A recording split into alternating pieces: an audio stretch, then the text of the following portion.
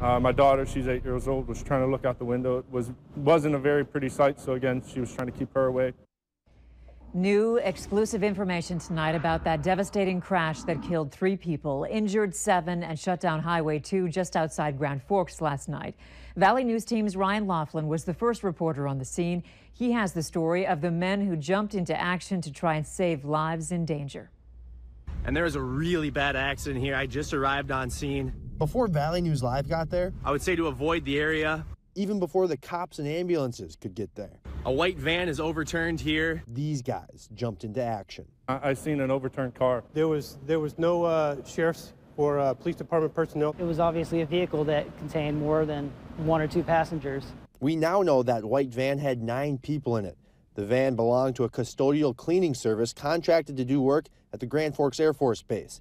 The van was changing lanes westbound on Highway 2 when the semi hit them and caused the van to roll. We went out to eat. It was me, my wife, my daughter, and my son. I was by myself. I went downtown to buy a freezer. I was off base with my family. We were going out to eat dinner. These 3 worked together on the Grand Forks Air Force Base in the Civil Engineering Squadron. With my training as a military firefighter, I feel it as an obligation to help out. The traffic was starting to slow down. People continued on.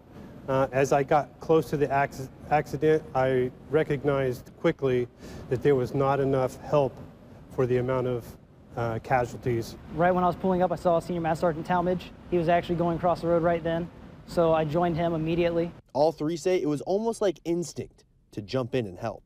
Checked the patients that were outside. There was a couple thrown from the vehicle, and then looked inside. We got the backboards and C-spine collars. We were working on the different victims that were there. For 2 of them, they jumped into action with their kids still in the back seat of their car. She knew that, this is part of our job, this is duty.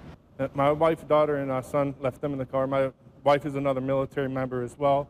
She wanted to come out and help, but I told her to stay with the kids. They don't describe their actions as heroic. They describe them as their responsibility. We have what's called a wingman concept, and that's taking care of those individuals around us, no matter how severe the situation is. Being in the Air Force, it's our responsibility to really help the community, just like the community helps us. Doing what they thought was right. I look at it as I just did what I would want somebody to do for me. From the Grand Forks Air Force Base, Ryan Laughlin, Valley News Live. Now, earlier today, authorities released the names of the people involved in that crash. 3 men from Grand Forks were killed. 39-year-old Jason Beaupre, 66-year-old William Joyner, and 41-year-old Gary Voller.